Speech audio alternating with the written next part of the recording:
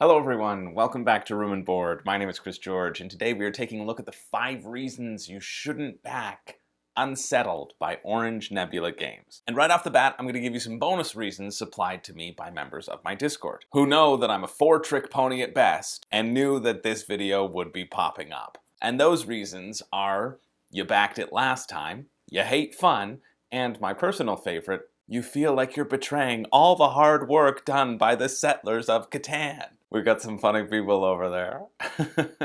But first, if you are new to the channel, before you unsettle yourself off the internet in a fit of rage at the premise of this video, this is a series that I do on this channel where I attempt to put your excitement to the test. I mean, there's gotta be someone out there in this wide world to curb your irresponsible spending, and that mantle has been thrust upon me, unwillingly, in a sort of when Sawyer took over the leadership of the passengers of Oceanic Flight 815. Why, yes, I'm glad you noticed.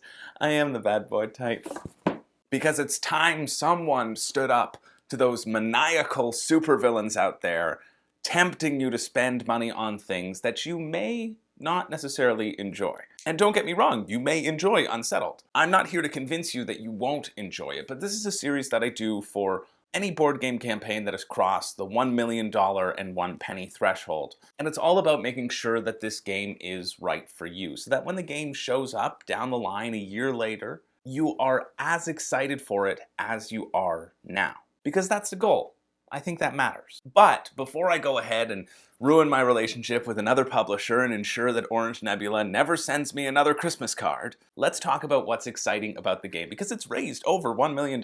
There's gotta be something there, right? Otherwise there would be no hype to fight, like the ethereal black smoke monster that it is. And first off, right off the bat, it's, for me, the theme. Unsettled is a game about survival. Page 1 of their rulebook says, the greatest threat in this universe is not militant aliens or warring factions. It is our lack of understanding. And I love this. In each game, you're going to be facing off against the planet, trying to survive. In a sea of board games filled with murdering aliens and space pirates. This is quite a nice, cool change of pace. I personally also love that there aren't any cards that carry over from the core box to the various planets. Not only does this help with the setup and teardown time because you're not shuffling in various decks and having to sort them out at the end of the game, but I really believe that this will go a long way in terms of making each planet feel unique and interesting. You'll discover something new about the planet that feels thematically strong or at least environmentally appropriate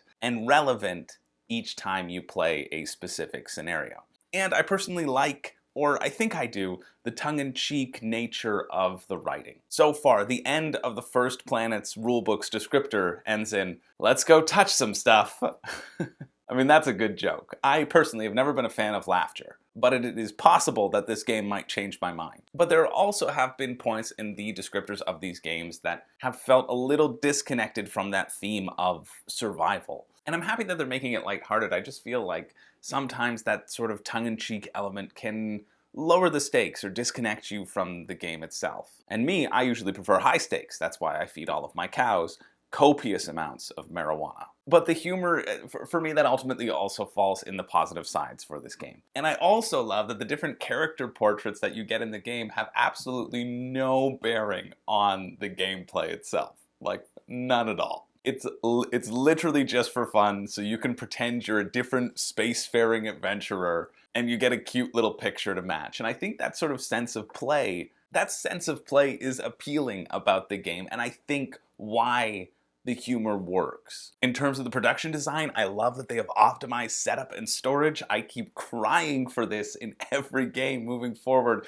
and this is something that, oh, it looks like it works so well. It seems like a friggin' breeze to set up. I mean, you are paying for the extra cost of these trays, so I guess it depends on what you're looking for, because honestly, if each planet costs 15 bucks, as they are kind of projected to cost, and they're selling the base game with 2 planets at 90 bucks, that means you're paying 60 bucks for this core experience for really just a bunch of trays that don't have any value without the planets to actually find. That feels a little unsettling. But they've also earned back some sway with me with offering to their previous backers a free add-on of a modified tray that incorporates sleeve cards a bit better. So I also love seeing that sort of support and appreciation for their previous backers and not just hanging them out to dry. So there are a lot of fun things in this game. There's a lot that's drawing me in personally. Whenever I look at a game, I try to look for the things that give me an audible, huh, that's neat, or oh, that's fun. And those character portraits did that. The focus cubes, the dice, your actions, that represent your acumen with different scientific strains. The fact that you always have to rest one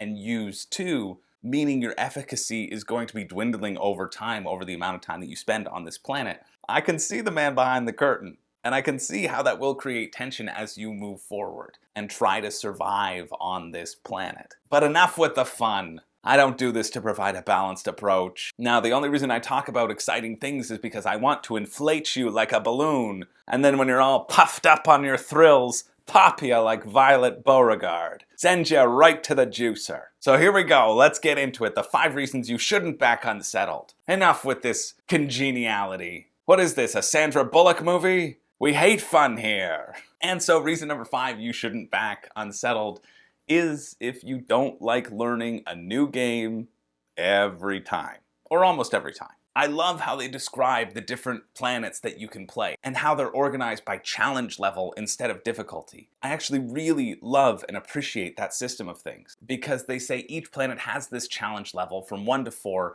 and it represents the complexity, difficulty, and the mental load that you will require to face each world. Because it's true, sometimes you don't have the mental capacity to sort through a complex game. This is how a lot of games end up unplayed on shelves. Because while they look cool, at the end of the day, unless you're Luna, Unsettled's companion robot, you're only human. And sometimes we get sleepy. And so while I really appreciate this way of organizing things, it also confirms to me that each planet is significantly different enough that it won't take a 0 amount of time or mental energy to get to the table. And if that excites you, learning a new thing every time, in a different framework, great. But if you're one of those people, and this is me, a non-zero amount of time as well, where that learning a new game is a barrier to getting it off the shelf, then this may not be for you, or you may want to only get the planets that have that lower complexity rating to lighten the mental load. And that's a completely fine thing. I mean, me personally, I've learned over 20 games this week. Even just learning the base portion of this one almost broke me and made me seriously consider my life choices. I just don't know if I would have the energy to learn a new planet every play session, or if I would want to. And even those lovely game trays that you're paying out the nose for, which I am excited about the time it will save helping to set up, that time is also still slightly negated because you have to learn the setup to a new planet every time. So that's reason number 5. Reason number 4 is that you're not a co-op person. And this might feel like an obvious point. It's a co-op game. The doy. But I think it is worth bringing up a bit as well. If you're someone who doesn't enjoy Pandemic, or doesn't enjoy talking through your games, or who's so overbearing in co-ops that nobody wants to play with you, or who just has more fun working on their own thing, or who will be dissatisfied when your turns are spent helping someone else do something instead of yourself, this is not going to be the game that revolutionizes those opinions and revolutionizes your opinion on co-op. It just won't. And I've recently really tried to consider what I enjoy about co-ops, because co-ops are different. Games are different. The doy.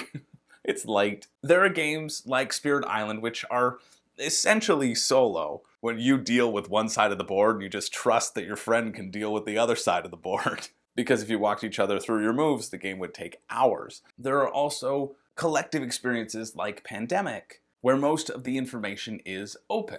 Although in most versions they recommend that you don't show your cards to the other players. And while people usually interpret this rule as to stop alpha gamers and stop someone from just jumping in and running the show, figuring it all out in their heads before anyone else can have a chance, I've realized that for me, I enjoy these sorts of things, this hidden information, because it promotes conversation around the table.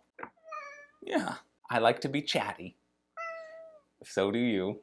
I mean, it doesn't really matter what game I'm playing or what I'm doing. I like to talk. I like to chat around the table. I like discussing my moves and why I did things in the moment and hearing about why others are doing things. Because generally, unless I'm playing with my former friend and now mortal enemy Josh, I like the people that I'm playing with. I like talking to them. That's why I particularly like games with a high element of interactivity. And I just like spending time with people talking about a fun puzzle, even if I normally give away too much information and ruin my whole strategy. This is why I like dissecting games after the fact. This is probably why I'm going off on this tangent on a YouTube channel. And this is where I find the most joy in co-op board games. But if that doesn't appeal to you, the talking part, the sacrificing something for yourself to help the team, and you don't like discussing what's about to happen and what combos you can make, I don't know if this is the game for you or if it will change your mind on that. More likely because there isn't any hidden information, or at least none that I've really seen. I say hidden information in terms of hidden from each other that you're not allowed to reveal and must talk about. If you're not likely to discuss and plan out the turns and get involved in the narrative bits that the game presents, I think this is less likely to be something that you will enjoy immensely, and in which case, why are you spending all this money on it? Now, reason number 3 is if you don't cycle your games or you want endless replayability. And realistically, that probably isn't anybody watching here, since I know you're all cardboard addicts whose shelf of shame now comprises the entirety of your box spring. And you play your games maybe once a year before moving on to the next shiny thing. But for me, a lot of the draw of this game is the exploration aspect and the unique survival scenarios that each planet has that you have to explore while making sure your endurance doesn't run out and you all die. Hopeless and alone, like me on my prom night. And by most accounts, these scenarios are fun and fresh and feel like a campaign without the campaign aspect to it, and that is all very, very intriguing to me. But this also isn't your typical exploration game, it's an optimization game where exploration is a key element, especially since each game is based off of a specific scenario. Now, like I said before with the planets, this game follows the final girl model, as I like to call it, which is you can get as much or as little content as you want. You're still going to have this core box and these separate elements that you add and that you explore. In Final Girl, it's the maps and the killers. This one, it's the different planets. But whereas Final Girl really impressed me with its potential for replayability, I feel like this one is a little bit less so. And to be fair, I think some of the concerns around replayability here are unfounded. For some of the depictions of replayability or lack thereof that I have heard, it presented to me this image of scenarios that only had a set map that you would slowly explore, and if you knew how to explore them, that was it, that all scenarios were true one and dones. And while I really don't think that is necessarily the case here, thank goodness, I do think you are still going to hit some level of diminishing returns. Because there are many reviews out there that don't tell you bits of story because they don't want to spoil that discovery aspect for you. And that's fantastic, but then it also confirms to me that discovery is a huge part of the game. And my concern is that when discovery fades away, the game will become less exciting unless you inject new content in it. And I'm not trying to say here that it's all theme and no mechanics. I'm not necessarily trying to equate discovery with story. That's not it. That's not what I'm saying at all. I'm just saying that there is a learning curve for a particular scenario that by most accounts you're not gonna want to play again. Or rather, it's not that you won't want to play it again, but you will be more interested in playing a different aspect instead. And this is what I like to refer to as living card game syndrome. And I don't like living card games. It is something that I'm often actively repelled by, even the very prospect of it, even if I know it's a really good game. And I think it's partially because I conflate the two, living card games and collectible card games, as the same thing, and I know they're different in that in the collectible card game, usually the expansions remove the viability of a whole bunch of previous content, making it barely usable. Whereas living card games are games that just have ongoing expansions over and over and over again. But I think there's a weird mentality around this thinking, at least it happens to me, that if there's always new stuff that's being produced, and there's always more out there that you should be exploring, it feels like it is more of a must-have than regular expansions. Or that you're only going to really enjoy it that one time through unless you wait a great deal of time before returning to it again. Hence, the cycling the collection. Which kind of leads us into our number 2. You feel the need to get everything. And this applies to both returning pledges and new pledges for different reasons, which we'll get into. Because the easy solution of this perceived lack of replayability is, well, I should just get everything. Screw you, Chris, you dumb idiot. I'll pull the wool over your eyes. I'll get doubles, triples. And you know what? Just to really stick it to you, I'm gonna get everything Orange Nebula has ever offered, ever. AKA all of Vindication. I mean, not to mention names, but I'm pretty sure this applies to every single member of my Discord, except a couple of you. And hey, you're the responsible ones. And I'm not saying you shouldn't get both of these. I'm really not. Maybe you should. Maybe they're both going to be in your tops of all time. Vindication is very well received. It's on a number of favorite lists. And I'm actually scheduled to play it with a friend over this weekend, and I'm very excited to try it for the first time. But if this is your go-to mentality, and I know it is for a lot of you, that you have to get everything sight unseen, and there isn't actually something unique that draws you into each part of it, then you're not actually backing on the premise of the game itself. You're backing because you feel like you need it to have a complete experience, which you don't, or which you never should. If you are interested in the game and the mechanics, just get the base game and the starter 2 planets. And if you feel like that isn't going to be enough for you in a game that you have yet to play or haven't explored at all, and don't know if the replayability will be even a factor for you, then are you really excited about the gameplay itself, or are you just worried you're going to miss out on something? There will be another round of Kickstartering for Unsettled, guaranteed. They've had 4 Kickstarter campaigns for Vindication. They've raised over $1 million each time they've done Unsettled. They have it in their FAQ that they're not producing a big box because the big box would need to hold everything, and they are not stopping anytime soon. So if you get the base experience and you love it and you want more, likely that feeling will remain consistent down the line, and you'll be able to return and get those, to quote the FAQ, new planets constantly and forever. That's their current promise of the amount of content coming your way. Constantly and forever. And in terms of the return backers, they're actually pushing you to feel like you need everything, which I really dislike. I really don't like that their first tier, their lowest tier is $75, which is to get all of the new content, but only $45 worth of that content are the planets, which I think probably provide the most variability. The other $30 goes towards these 2 new modules. And someone will have to tell me if they think the modules are worth difference of the planets or not. But the fact is that you only get their special exclusive blue and purple unlocks if you pledge for this $75 pledge. Only if you're getting all of the new content and not just some of it, not just the 3 planets, as I'm sure a few people out there were interested in. I don't know, it feels like an unnecessary marketing tactic to get people to shell out that extra 30 bucks. Because you're saving money if you do.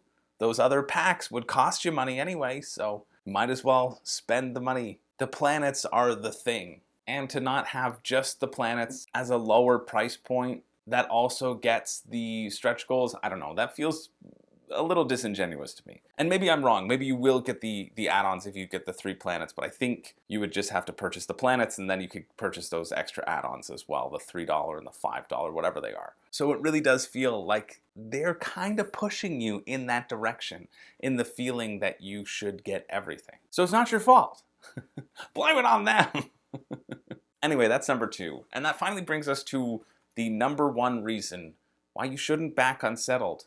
Or at least my number 1 reason. And that is because someone on YouTube told you you should. And this might seem self-serving, or rather hypocritical, considering someone on YouTube is telling you that you shouldn't. So why shouldn't the reverse be true? And I am sure I'll get a response in the comments somewhere that's along the lines of, I'm mad because I skipped through the timestamps and because context and nuance doesn't matter. And I understand, you're very busy and important. But the reason this is number 1 is because I have fallen for this trap numerous times. If the definition of insanity is doing the same thing over and over and hoping something will be different, well, sign me up for the nearest clown posse, because I'm as insane as they come. But I have fallen into this trap. It is very easy to let other people's excitement get you excited. Unless you're my ex-husband. No. But what mainly turns me right off about Unsettled is their Kickstarter video. It's just a hype machine. It doesn't tell you anything other than, oh, wow, look at all these familiar faces who like it. Look at them losing their minds.